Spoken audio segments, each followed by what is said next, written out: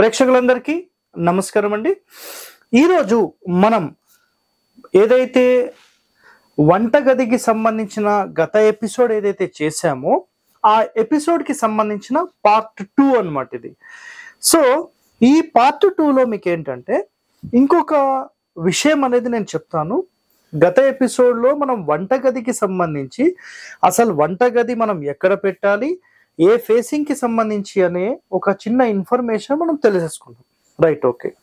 ఇప్పుడు మనం డీటెయిలింగ్లోకి వెళ్తే సార్ అసలు ఒక్కొక్క ఫేసింగ్కి సంబంధించి ఈ కాలంలో గుర్తుపెట్టుకోండి, ఈ కాలంలో మనం ఎక్కడ పెడితే మనకు మన ఇంటికి వచ్చిన వాళ్ళతో కానీ వాస్తు చూసి చెప్పే వాళ్ళతో కానీ ఇబ్బందులు ఉండవు.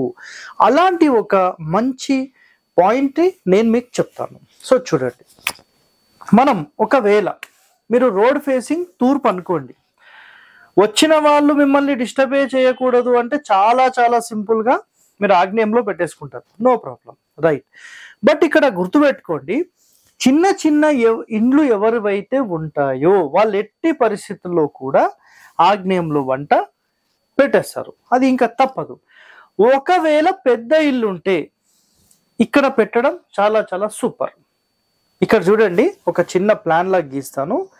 నేను పెట్టిన చాలా ఇంటి ప్లాన్స్లో ఇలా 3 పార్ట్స్గా డివైడ్ చేసినప్పుడు ఈ ఫ్రంట్ పార్ట్ని మెయిన్ డోర్ అండ్ ఇది కంప్లీట్ హాల్ క్రియేట్ చేసేస్తాను. హాల్ చేసిన తర్వాత ఈ సెకండరీ రూమ్లో ఈ రూమ్ యొక్క ఆగ్నేయంలో నేను వంటగదిని పెట్టించేస్తాను. అప్పుడు ఏమవుతుందంటే ఈ మొత్తం మీరు ఏదైతే ప్లాన్ చూస్తున్నారో ఈ ప్లాన్తో దక్షిణం వైపుగా ఉండే రూమ్కి ఆగ్నేయం వైపుగా కిచెన్ అనేది పెట్టిస్తాను. ఇది ఒక రెండవ ఆప్షన్ కిందికి మనం తీసుకోవచ్చు. ఓకే, సో ఫ్రంట్ అనేది కంప్లీట్ హాల్ చేస్తాం. ఎప్పుడు చేస్తాం? ఈ ఇల్లు పొడవుగా ఉన్నప్పుడు మాత్రమే, అన్నిటికీ కాదండి, గుర్తుపెట్టుకోండి. నెక్స్ట్, మనం శాస్త్ర ప్రకారం వెళ్ళాలి, ఖచ్చితంగా ఈ ప్లాన్ని డిజైన్ చేసుకోవాలి అని మీరు భావిస్తే మెయిన్ డోర్ మనం సెంటర్ పెట్టినప్పుడు ఆగ్నేయం 1వ స్థానం అందరూ యాక్సెప్ట్ చేసేది. 2వ స్థానం పొడవుగా రూమ్స్ ఉంటాయి, అంటే ఇట్లా పొడవుగా ఉంటాయి, ఇదంతా హాల్ చేసుకొని గుడివాడలో నేను రఘుబాబు గారికి ఆల్రెడీ ప్లాన్ చేశాను. సో ఎంటర్ అవుతూనే కంప్లీట్ ఒక 25 ఫీట్ పెద్ద హాల్ వచ్చేస్తుంది. 25 ఫీట్ ఇంటూ ఆల్మోస్ట్ ఒక 15-16 ఫీట్ హాల్. అంటే నిజంగా ఒక ఎమ్మెల్యే గృహము, ఒక ఎంపీ గృహము, అంటే పెద్ద పెద్ద వాళ్ళ ఇంటికి మనం వెళ్తే ఎలాగైతే ఒక పెద్ద ఓపెన్ స్పేస్ ఉంటుందో ఆ విధంగా వాళ్ళకి డిజైన్ అనేది చేశాను. సో ఇక్కడ మీరు గమనిస్తే తూర్పు ఫేసింగ్ ఇంటికి మీరు కరెక్ట్గా చేసుకోవాలి వంట అంటే వాయువ్యం is the first priority. Clear, గుర్తుపెట్టుకోండి. ఎందుకు అంటే మన ఇంటికి ఎవరైతే వస్తారో నేరుగా మన వంటగదిని చూడకుండా, మన వంటగదిలోని ఆడవాళ్లను చూడకుండా అక్కడ బాసన్లు కడగడము, వంటకు సంబంధించిన సౌండ్లు, విజిల్ సౌండ్స్, ఏదో ఇక రుబ్బురోలో మిక్సీదో ఈ సౌండ్లన్నీ మనకు ఫ్రంట్లో డిస్టర్బెన్స్ లేకుండా రేర్ సైడ్ ఇంటికి సంబంధించిన వెనక భాగంలో వంట చేయడం అనేది అన్నిటికంటే టాప్ ర్యాంక్డ్. ఇదొక్కటి మీరు మైండ్లో పెట్టేసుకోండి, క్లియర్ కట్గా చెప్పేస్తున్నాను. సో తూర్పు ఫేసింగ్ ఇంటికి వాయువ్యం ఈజ్ ద ఫస్ట్ బెస్ట్ అన్నమాట మీకు. అండ్ సెకండ్ బెస్ట్ వచ్చేసేసి ఇక్కడ మీరు తీసుకోవచ్చు దక్షిణంలోని ఆగ్నేయం, నెక్స్ట్ ఆగ్నేయం, అంతే, సింపుల్. ఇంకా దీనికి మించిన ఆప్షన్స్ లేవు, అంటే ఈ కాలంలోని మీకు అందుకని క్లియర్గా చెప్పాను. నెక్స్ట్ అయితే తూర్పు ఫేసింగ్ అయిపోయింది, ఇప్పుడు దక్షిణం ఫేసింగ్ గురించి మాట్లాడదాం. సో దక్షిణం ఫేసింగ్ ఇంటికి ఎట్టి పరిస్థితుల్లో ఆగ్నేయంలో సాధారణంగా వంటగది తీసుకోకూడదు. ఇదొక్కటి మీరు మైండ్లో పెట్టేసుకోండి. ఒకవేళ మాకు తప్పదు సార్ అంటే పూర్తి ఆగ్నేయంలో కాకుండా వంట గదిలోని ఈశాన్యం వైపుకి మీరు స్టవ్ని జరపడానికి ప్రయత్నం చేయండి, ఇది రెండవ ఆప్షన్. సో దక్షిణం ఫేసింగ్ ఇంటికి అన్నిటికంటే టాప్ మోస్ట్ ప్రయారిటీ ఈ కాలం గురించి మాట్లాడితే వాయువ్యమే. సో తూర్పు ఫేసింగ్ ఇంటికి అండ్ దక్షిణం ఫేసింగ్ ఇంటికి ఈ 2 గృహాలకు సంబంధించి మీకు వాయువ్యం ఇస్ ద ఫస్ట్ బెస్ట్ అన్నమాట. ఓకే, ఇంకా మనం డెప్త్లోకి వెళ్తే దక్షిణం ఫేసింగ్ అయినా తూర్పు ఫేసింగ్ అయినా, పడమరైనా, ఉత్తరమైనా అన్నిటికంటే first best north east. Sir మీరు అదంటున్నారు ఇదంటున్నారు కన్ఫ్యూజ్ చేస్తున్నారు. మీరు కన్ఫ్యూజ్ అవుతున్నారు, నేను కాదు. నేను ఇక్కడ ఏం చెప్తున్నానో స్కిప్ చేయకుండా వినండి. వింటేనే మీకు ఇవన్నీ అర్థమవుతాయి, లేకపోతే అర్థం కావు. మయాన్ మహర్షి చెప్పిన సిస్టమ్ ప్రకారం north east is the best place for the kitchen. గుర్తుపెట్టుకోండి. ఓకే, నెక్స్ట్ ఇప్పుడు తూర్పు ఫేసింగ్ గురించి మాట్లాడాం, దక్షిణం ఫేసింగ్ గురించి మాట్లాడాం. ఇప్పుడు పడమర ఫేసింగ్ గురించి మాట్లాడదాం. సో పడమర ఫేసింగ్ అయినా, ఉత్తరం ఫేసింగ్ అయినా, ఈ రెండిటికి కూడా the best and first place ఆగ్నేయం. దీనికి ఇది రేర్ సైడ్ అవుతుంది, దీనికి ఇది రేర్ సైడ్ అవుతుంది. సో ఈ రెండిటికి ఇది నంబర్ 1 అన్నమాట. ఎట్లయితే మనకు తూర్పుకి దక్షిణానికి వాయువ్యం బెస్ట్ అయిందో, మనకు పడమరకు ఉత్తరానికి ఆగ్నేయం అనేది అంత బెస్ట్ అన్నమాట. సో ఆగ్నేయం అంటే ఆగ్నేయం అయిపోయింది. పడమర ఫేసింగ్ కి ఫస్ట్ ప్రయారిటీ అనేది మనకు వాయువ్యంలో మనం తీసుకోవచ్చు. ఓకే, పడమర ఫేసింగ్ కి. బట్ ఫ్రంట్ ఫేసింగ్ లో ఉండొద్దు అనే ఒక కండిషన్ కి మనం ఆగ్నేయానికి తీసుకుందాం. సింపుల్. నెక్స్ట్ ఉత్తరానికి నార్త్ ఈస్ట్ అనేది ఫస్ట్ బెస్ట్. కానీ ఈ కాలంలో దాన్ని చాలా మంది ఒప్పుకోరు. ఎందుకంటే రాంగ్ వేలో అందరూ తీసుకెళ్లిన తర్వాత రైట్ వే చూపిస్తే ఏమవుతుందో అనే ఒక భయం క్రియేట్ అవుతుంది. కాబట్టి అందరూ మెచ్చింది వాయువ్యం నంబర్ 1 అండ్ ఆగ్నేయం నంబర్ 1.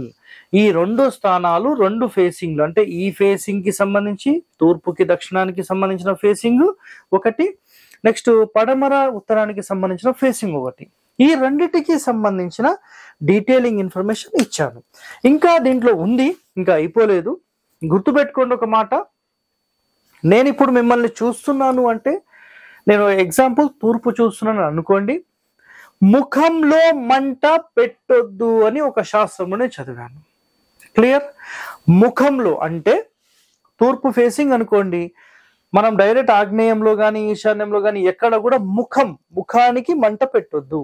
సో ఇదంతా ముఖం ఏరియా అన్నమాట. ముఖం ఫ్రంట్ ఫేస్, ఇదంతా ఫ్రంట్ ఫేస్ ఎలివేషన్. సో ఈ ఫ్రంట్ ఫేస్ లో మంట పెట్టొద్దని ఒక శాస్త్రంలో చదివాను. సో దీన్ని బట్టి మనం ఆధారితం చేసుకొని తీసుకుంటే 100% మనకి ఏంటంటే తూర్పు ఫేసింగ్ కి సంబంధించి, దక్షిణానికి సంబంధించి వాయువ్యం అనేది సూపర్ గా పనిచేస్తుంది. పడమరకు ఉత్తరానికి సంబంధించి ఆగ్నేయం సూపర్ గా పనిచేస్తుంది. ఈ 2 క్లియర్ కదా? రైట్. ఇప్పుడు ఇంకో డెప్త్ పాయింట్ లోకి వెళ్దాం. సో ఉత్తరం ఫేసింగ్ కి, దక్షిణం ఫేసింగ్ కి, తూర్పు పడమరకు అయిపోయింది. దాని తర్వాత అవుట్ సైడ్ అన్నాం. అవుట్ సైడ్ అంటే నిజంగా ఈ కాలంలో మీరు చూస్తే వంటగదిని అందరూ కూడా మనకేం చేస్తున్నారంటే ఇంటి లోపల మాట్లాడుతున్నాం. ఒరిజినల్ శాస్త్రాల ప్రకారం అసలు ఇంటి లోపల వంటగదే ఉండకూడదు. మరి ఇప్పుడేం మాట్లాడతారు? సో మరి మీరు ఎలా చెప్పారు సార్ అంటే, కాలాన్ని బట్టి మనం మారుతూ వెళ్తున్నాం కాబట్టి ఆ కండిషన్స్ని ఇక్కడ ఇంప్లిమెంట్ చేస్తున్నాం. ఓకే, అయితే పూర్వ గృహాలలో మీరు అబ్జర్వ్ చేస్తే ఇంటికి అవతల వైపు ఆగ్నేయంలో కానీ, నైరుతిలో కానీ, వాయువ్యం కానీ, ఈశాన్యం వైపు కానీ మీకు చిన్న చుట్టిల్లు కానీ, చిన్న వంటగదిని కానీ ఏర్పాటు చేసేవాళ్ళు. అక్కడే వంట చేసి, అక్కడే భోజనం చేసుకొని, అన్ని పనులన్నీ కంప్లీట్ చేసుకొని అప్పుడు ఇంటికి వచ్చి సేద తీరేవాళ్ళు ఆడవాళ్ళు అయితే. సో ఈ చుట్టిల్లు అనేది మీరు ఆగ్నేయమైన, నైరుతైన, వాయువ్యమైన, ఈశాన్యమైన 100% పెట్టవచ్చు.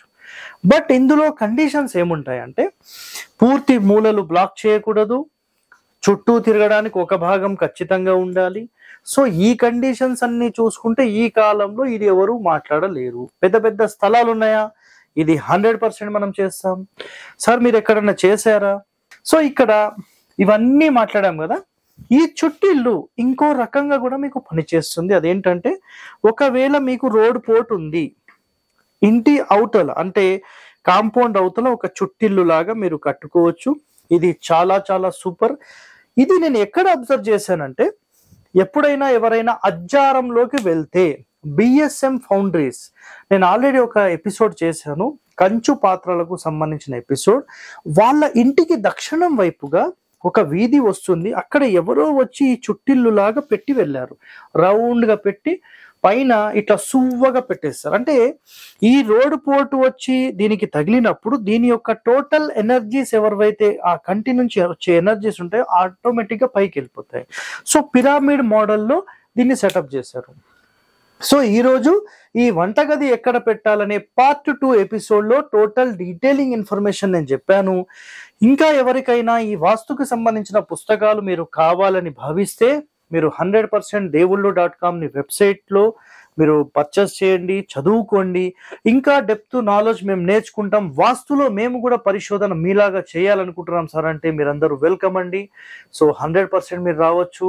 ఎలాంటి ఫీజు అనేది మేము తీసుకోబడదు. వాస్తు కోర్స్ లాగా చెప్తే మేము ఫీజు తీసుకుంటాం. మీరు వచ్చి పరిశోధన చేస్తాం, మీతో తిరుగుతాం, మీతో ట్రావెల్ చేస్తాం, ఒక 2, 3, 4 సంవత్సరాలు ఉంటాము అని భావిస్తే మీ నుంచి రూపాయి తీసుకోబడదు. మీ ఫుడ్, మీ రూమ్ మీకు మీరు చూసుకోవాలి. మాతో ఉంటే అన్నీ మేము చూసుకుంటాం. సింపుల్ అండి. ఓకే, సో ఈరోజు నేను ఏదైతే కాన్సెప్ట్ చెప్పానో ఈ కాన్సెప్ట్ ని అర్థం చేసుకోవడానికి ముందు ప్రయత్నం చేయండి. దాని తర్వాత దీనిలోని డెప్త్ పాయింట్స్ ఏమున్నాయి మీరు అందరూ అర్థం చేసుకుంటారని భావిస్తూ సెలవు తీసుకుంటున్నాను. ధన్యవాదాలండి.